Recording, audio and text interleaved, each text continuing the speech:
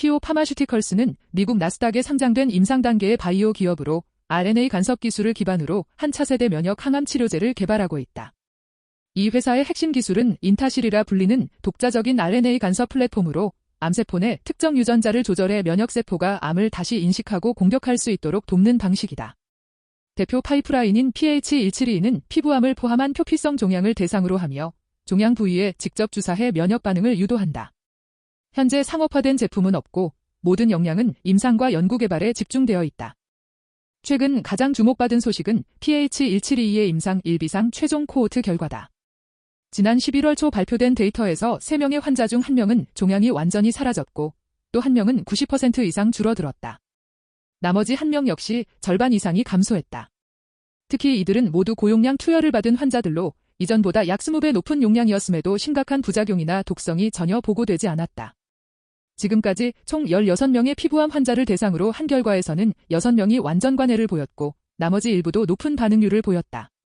이 데이터는 안전성과 효과 두 가지 측면에서 모두 긍정적인 신호로 해석된다. 회사는 최근 경영진 구성을 강화하며 거버넌스 개편에도 나섰다. 투자은행 출신의 데이비드 데밍이 신규 독립이사로 선임되면서 헬스케어 분야의 투자와 인수합병 경험이 보강되었다.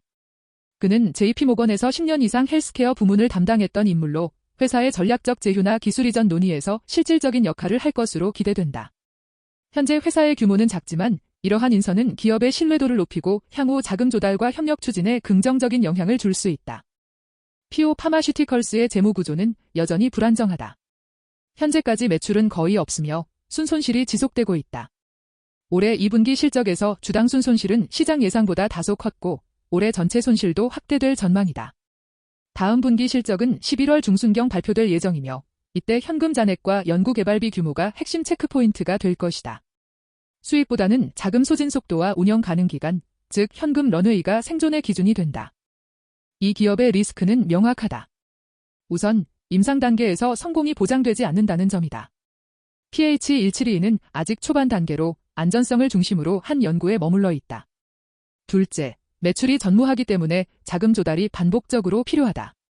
결국 주식 희석과 같은 부담이 뒤따른다. 셋째, 규제 승인까지 남은 절차가 많고 대규모 임상 설계 과정에서 예상치 못한 지연이 발생할 수 있다. 또한 면역 항암 시장은 이미 글로벌 제약사들이 경쟁 중인 과밀한 분야로 기술적 차별화가 필수적이다. 마지막으로 시가총액이 작고 거래량이 적기 때문에 주가 변동성이 매우 크다는 점도 유의해야 한다. 그럼에도 불구하고 투자자들이 주목하는 이유는 분명하다. 임상 결과에서 높은 완전 관해율이 확인되었고 고용량에서도 안전성이 유지되었다는 점은 큰 강점이다. 이러한 특성은 차후 이상 임상으로의 진입을 용이하게 만들며 향후 파트너십 체결 가능성을 높인다. 또한 독립이사 영입으로 인해 기업의 전략적 방향성이 강화되었고 자금 조달 능력 역시 개선될 여지가 있다. 임상 확장, 기술 제휴, 긍정적인 임상 데이터 공개 등은 모두 주가 상승의 주요 촉매가 될 수 있다. 반면 단기적인 리스크 역시 존재한다.